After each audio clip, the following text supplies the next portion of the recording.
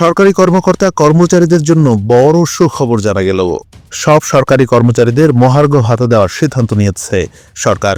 রোববার সকালে সচিবালয়ের নিজ দপ্তরে সাংবাদিকদের এই তথ্য জানিয়েছেন জনপ্রশাসন মন্ত্রণালয়ের সিনিয়র সচিব মুখলিসুর রহমান।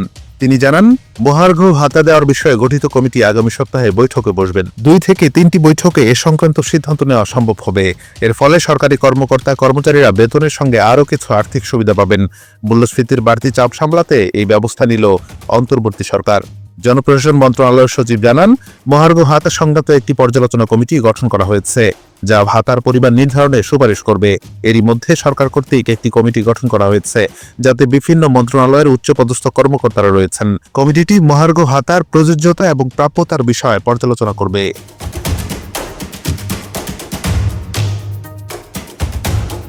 মূলত বর্তমানে দেশে মূল্যস্ফীতি বৃদ্ধি পাওয়ার পরিপ্রেক্ষিতে সরকারি কর্মকর্তা কর্মচারীদের জন্য নতুন পে স্কেল ঘোষণা না করলেও মহার্ঘ ভাতা প্রদানের সিদ্ধান্ত নেওয়া হয়েছে। 2023-24 অর্থ বছরের বাজেটে 20% মহার্ঘ ভাতা দেওয়ার প্রস্তাব ছিল, তবে তা কার্যকর হয়নি। সরকারি কর্মচারীদের জন্য 5% বাড়তি প্রণোদনা দেওয়া হয়, যা 10ম গ্রেড থেকে 20তম গ্রেডের কর্মচারীদের জন্য বেতন বৃদ্ধির পথ খুলে দেয়। বর্তমানে মূল্যস্ফীতির কারণে সরকারি কর্মচারীরা অতিরিক্ত চাপ অনুভব করছেন। তারা বেতন কাঠামো সংশোধন বা নতুন পে স্কেল ঘোষণার দাবি জানালেও সরকারের পক্ষ থেকে তা এখনও ঘোষণা করা হয়নি। এই পরিস্থিতিতে মহার্ঘ ভাতা প্রদানের পরিকল্পনা একটি ইতিবাচক পদক্ষেপ হিসেবে দেখা হচ্ছে। বাংলাদেশ পরিসংখ্যান ব্যুরো BBS এর প্রতিবেদনে জানা গেছে, নভেম্বর মাসে সারা দেশে খাদ্যপণ্যের মূল্যস্ফীতি ছিল 13.80% এবং খাদ্য বহির্ভূত পণ্যে ছিল 9.39%। এর ফলে সরকারি কর্মচারীরা জীবিকা নির্বাহে হিমশিম খাচ্ছেন। এই মহার্ঘ ভাতা মূলত বেতনের সঙ্গে যুক্ত না হওয়ায় বাড়ি ভাড়া বা অন্যান্য ভাড়ায় কোনো পরিবর্তন হবে না।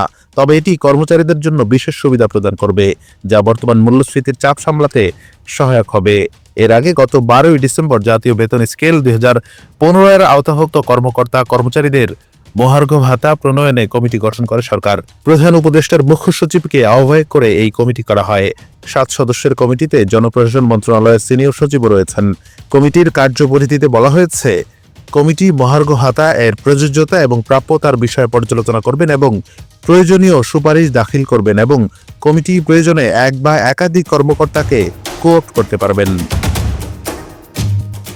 Anwar Hossain, BD archive.